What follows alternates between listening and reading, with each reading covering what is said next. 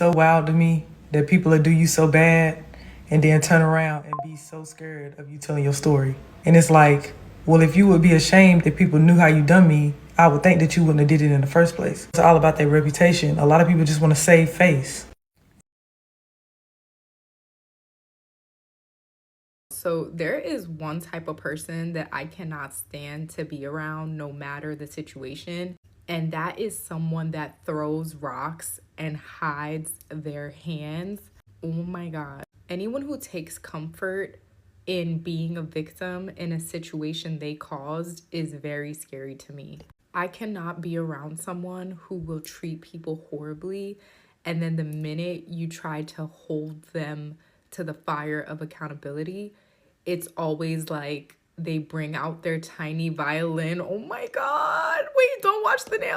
And the sad part about this type of person is that they're usually also gaslighters, where they feel really comfortable and safe in a place of like accusing you or accusing whoever they're in a scenario with of what that person did wrong, and being like, oh my God, but you did this to me, but you did that to me, but you did this to me. But then even if you were like, okay, yes, this is what I did to you, I acknowledge it, I'm sorry, and it's their turn like to be like, hey, okay, I apologize, now what, now your turn, the floor is yours, do you have anything to say? They're always like, no, girl. If you have someone like this in your life, this is your sign to let them go in 2024. I said this once, I'll say it again. People who lack self-awareness, people who lack accountability are the worst people in the world. They are the main ones that will be offended till the cows come home, but they will offend you and offend everybody else all day. And the sad part and the wild part that blows me is a lot of them are old. I'm 28. I'm damn near old. At least I feel like it. My knees and joints is telling me. You were too old to be acting like this. And this is your problem. Nobody has ever held you accountable, hence why you lack the accountability of your lack of self-awareness. Express to someone how they made you feel and they don't take accountability, leave. It is that simple. This person is committed to misunderstanding you, right? They don't want to hear it. They don't want to take accountability. So why are you repeating yourself to somebody who's not even on your level of emotional intelligence? It's actually insanity. The more you speak to them and the more they are like, cannot ever make it the extremists you're making out to be. Never remember saying that. Okay, no accountability, you're gone. Don't waste your time, don't waste your energy, leave. Man, it's 2024, and you know something I have zero tolerance for? People that can't be accountable. That's a very low vibrational, low frequency, toxic, immature behavior. And if you have that behavior, you do not qualify to be in our circles anymore. You cannot allow people in your circle who can just recklessly do harm to you and then not even own it. And then when you bring up the issue, they just gaslight you. Oh, hell no. Ain't nobody trying to live like that. You know, I'm grown. What I look like? Arguing with somebody over something like that. And in grown land, what we will do is allow you to disqualify yourself. So if you do some crazy behavior, you think that's right? That's how you feel? Okay, cool. You know what? Blessings on you. Blessings on you. But in grown circle, what we do is that if we mess up, we will apologize to each other. We will say, hey, I messed up. Please give me an opportunity to fix that. And I'll even consider that depending on if it's an infraction, misdemeanor, or felony. I don't mess with felonies, but you know, I will work with you if you are able to own your stuff. But if you can't own your stuff, ain't no way in hell in this time of life, in this season, that we got room for anybody who has that type of behavior. And if you are one of those people who are not accountable, I'm gonna say this to you. Don't be shocked if people cut you off. That's what happens. That's what people are doing. That's what they should do. If you cannot own your stuff, you are going to get cut off. So please do the work to make sure that you learn to be accountable. Then your life will get better too. Some people just simply cannot take accountability inside a romantic relationship. They cannot do it. They are too wounded. They're either too avoidant or too narcissistic. I'm Dr. Sarah Hensley. I am a social psychologist who has been studying the science of relationships, specifically attachment and attraction inside relationships for nearly 15 years. And I see this in my practice, and it's heartbreaking. It's heartbreaking to see somebody so defensive with such a big ego that they trip over it. Anytime their partner says, you know, when you said this, it hurt me, or when you do this, it hurts me, they go immediately into blame shifting or other defensive strategies. And they always seem to end with, I am who I am, and if you don't like it, you can leave.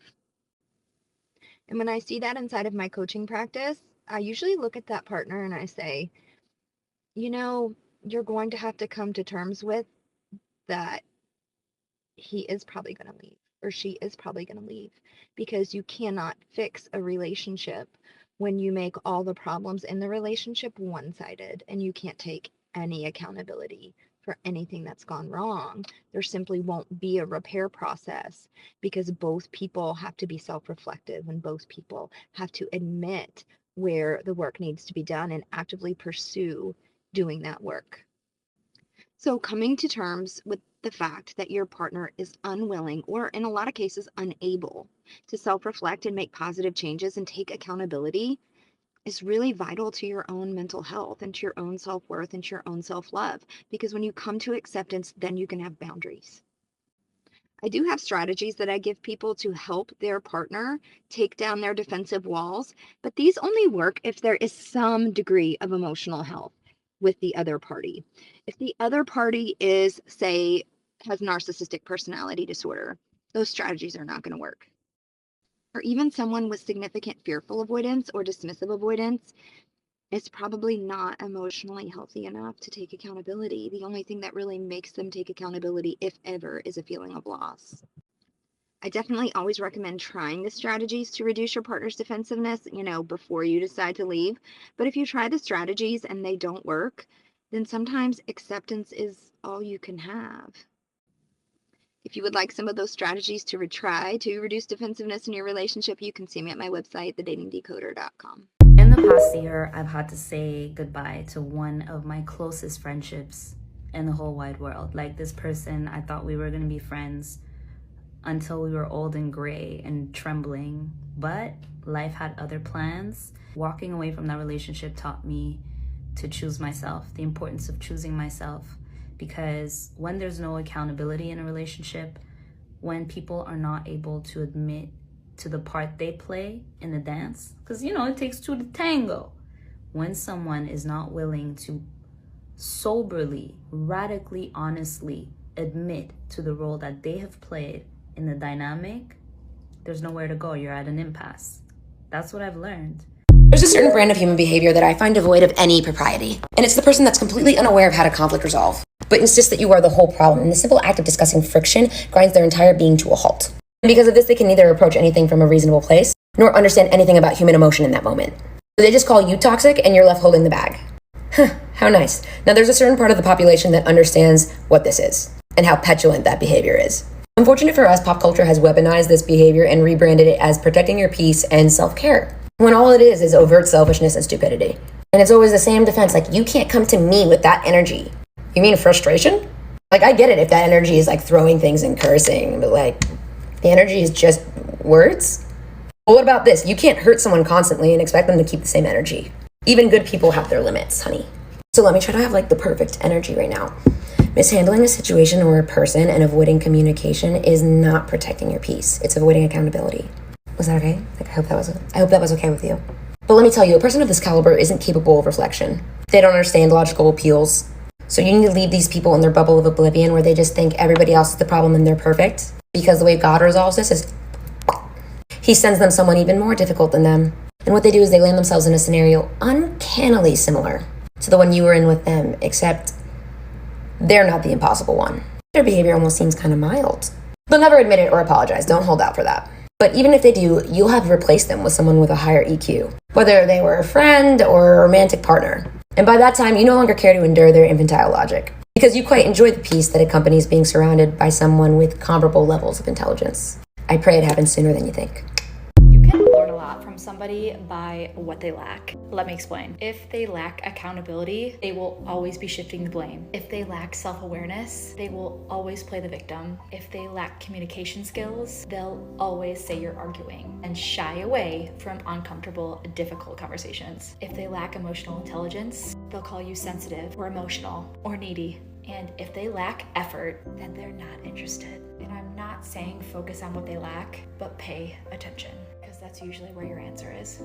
The best thing that I've learned to do as an adult is taking accountability for hurting people. That's not an easy thing to do, and a lot of people have a hard time with it because no one wants to feel like the bad guy. But sometimes you're the fucking bad guy. The sooner you realize it, the sooner you can fix it. It's okay to be the bad guy sometimes. We're not fucking perfect. But there's a difference between being the bad guy and navigating through it blindly and being the bad guy and owning your shit. It's as simple as a friend coming up to you, telling you you've hurt them in some way, shape, or form, and you immediately taking a step back, apologizing for the action, not apologizing for the way you made them feel, never, but apologizing for the action you did sincerely, and then reflecting on why you did it and how you could prevent doing it in the future. You are a bad guy in a situation, you're not a bad guy for life. It's honestly really liberating when you acknowledge the hurt that you've caused people, and it allows you to look at your friendships and relationships in a better way.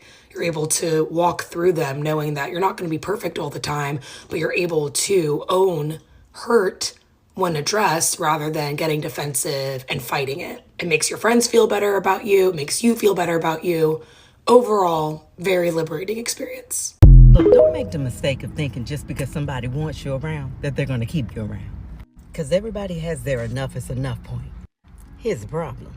Some folks have a nasty habit of overestimating that enough is enough point. You know, the ones that take you for granted. The ones that think they can just keep apologizing for doing the same old kind of stuff over and over again.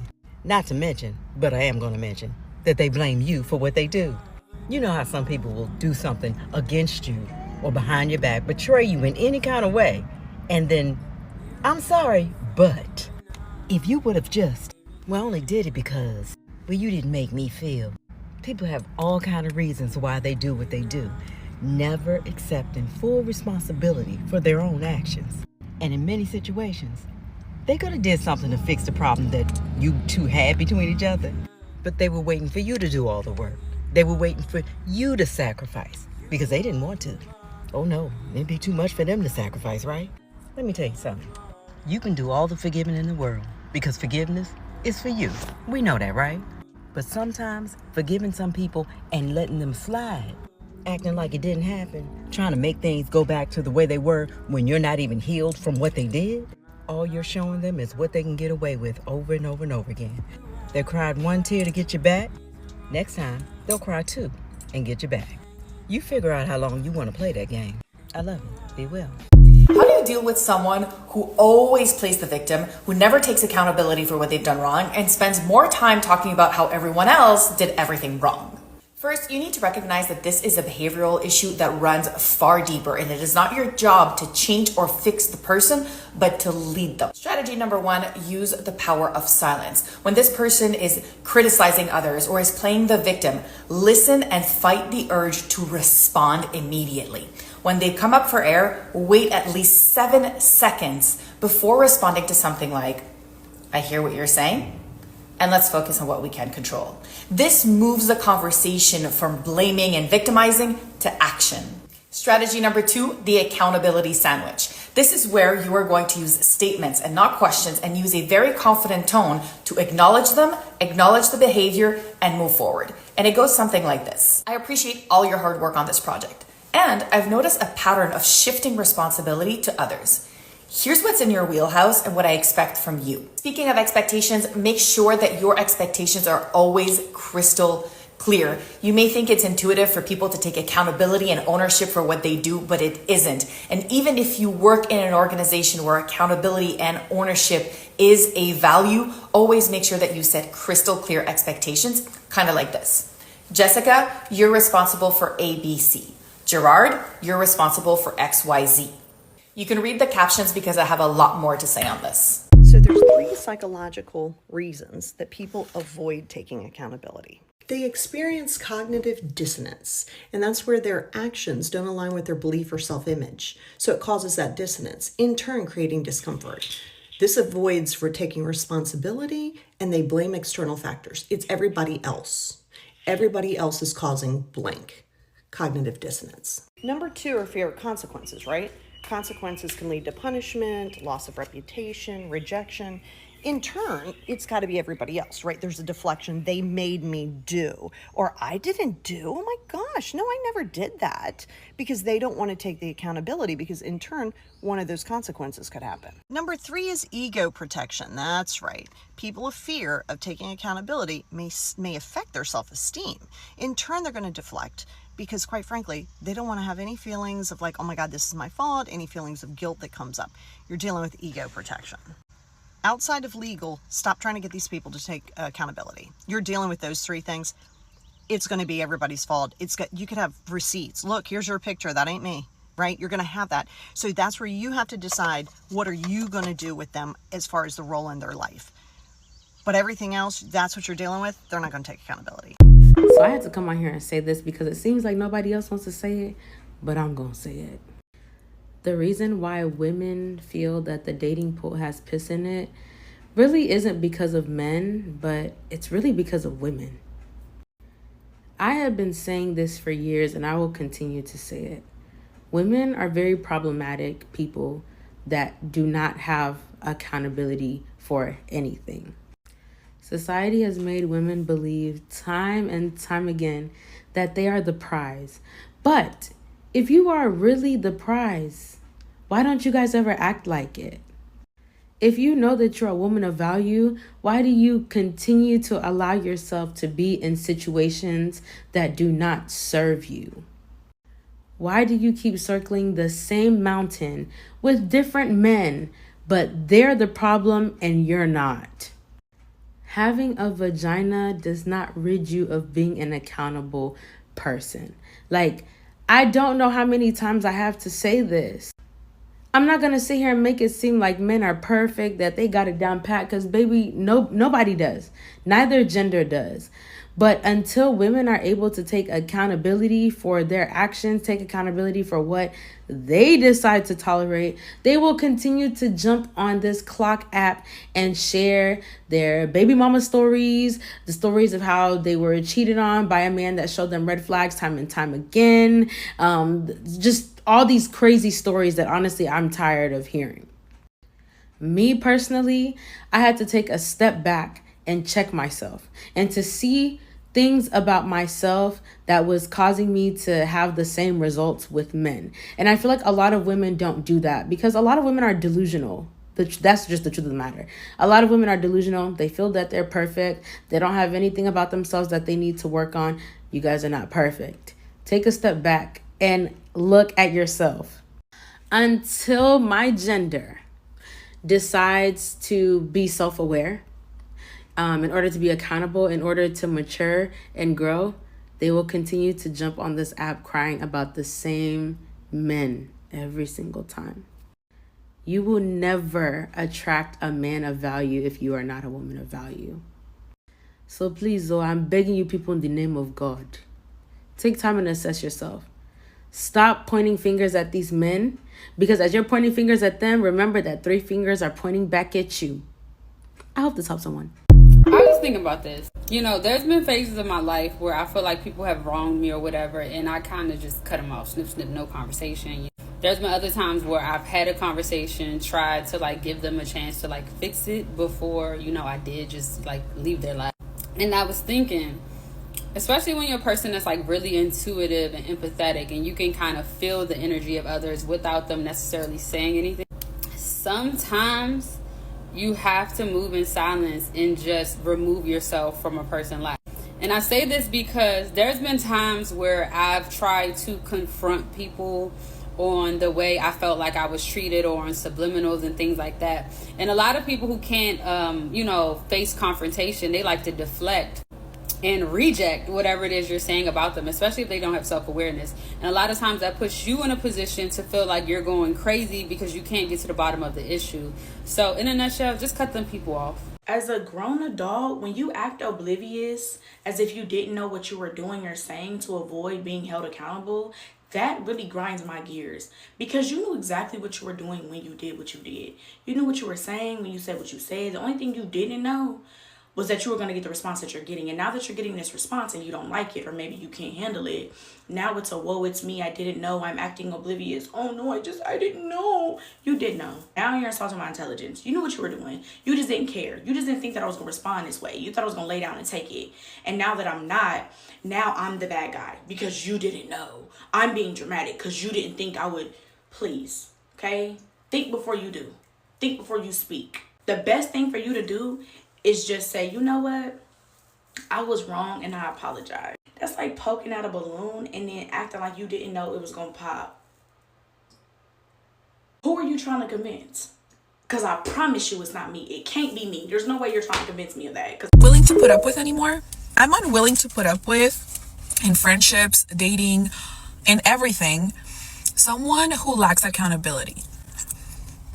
Like, if you don't see anything wrong with your actions after someone has told you repeatedly, or multiple people have repeatedly told you that there's something wrong, there's a pattern, and you don't see anything absolutely wrong with that, like, if you are unable to hold yourself accountable for any wrongdoing, I just can't be surrounded by that. Like, as smart as people can be, nobody knows everything.